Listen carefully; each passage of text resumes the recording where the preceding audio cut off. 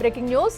రాజధాని అమరావతిపై మరోసారి Sajjala Ramakrishna Reddy hot comments చేశారు. విజయవాడ గుంటూరు మధ్య ఏపీ రాజధాని ఉంటే బాగుండేదని చెప్పారు. లక్షల కోట్ల రూపాయలు పెడితే రాష్ట్రం భరించే స్థితిలో లేదన్నారు. ఇక బాబు తన జేబు తన కోటరి జేబులను నింపడానికే చూస్తున్నారంటూ తీవ్ర విమర్శలు చేశారు. బాబు సెన్సిబుల్ గా ఆలోచించి అప్పులు చేయకుండా ఉంటే అది తమకు చాలన్నారు సజ్జల.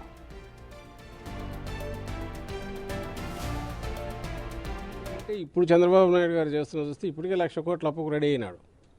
ఇంకెక్కడికి తీసుకుపోతారో తెలియట్లా.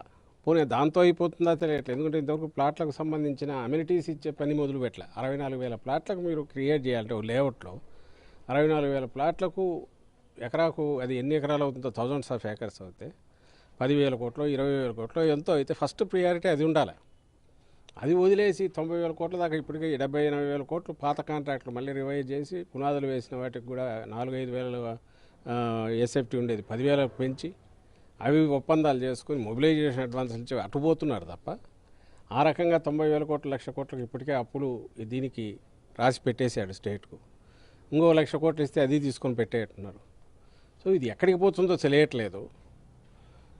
కాబట్టి ఒకవేళ నువ్వు ఇది ఉంటే ఇక్కడ విజయవాడ గుంటూరు మధ్య పెట్టి నువ్వు ఉండే ఒక 400 ఎకరాలు అయితే సరిపోతుంది నీకు, ఇక్కడ కట్టేసుకోవచ్చు. అది జనరల్ సహజంగా ఎలాగో డెవలప్ అయ్యేది అవుతుంది అనేది జగన్మోహన్ రెడ్డి గారు ఈ మధ్య చెప్పారు.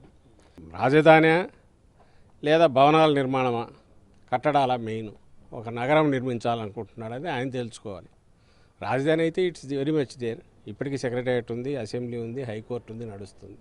అయితే తన జోబులు ఎట్లా నింపుకోవాలో తన కోటరీల జోబులను ఎట్లా నింపాలో కాకుండా దానికి సొల్యూషన్ చూపాలంటే ఇంకా 3 ఏళ్ళు టైం ఉంది తన చేతిలో. 3-4 ఏళ్ళు ఈ కెన్ కంప్లీట్ ఇట్. ఆ చిన్న చిన్న ఏమైనా చేసేసి రూల్ మొదలు పెట్టచ్చు. బట్ అది అక్కడి నుంచి అయితే అసాధ్యము. అన్ని లక్షల కోట్లు స్టేట్ భరించే పరిస్థితి లేదు. సో 1,00,000 కోట్లు అప్పు అవుతుంది, రియలైజేషన్ ఏమవుతుందనేది తెలియదు. సో దాని నుంచి ఇప్పటికైనా రాష్ట్రాన్ని కాపాడు, ఎందుకంటే అప్పు చేస్తున్నాడు కాబట్టి అనే ఉద్దేశంతోనే జగన్మోహన్ రెడ్డి గారు ఆ సలహా ఇచ్చారు. ఆయన సెన్సిబుల్గా ఆలోచిస్తే సొల్యూషన్ అక్కడే ఉంది. దాన్ని అందుకోగలిగితే స్టేట్కు మంచిది, ఫర్దర్ అప్పులు ఎక్కువ కాకుండా. అండ్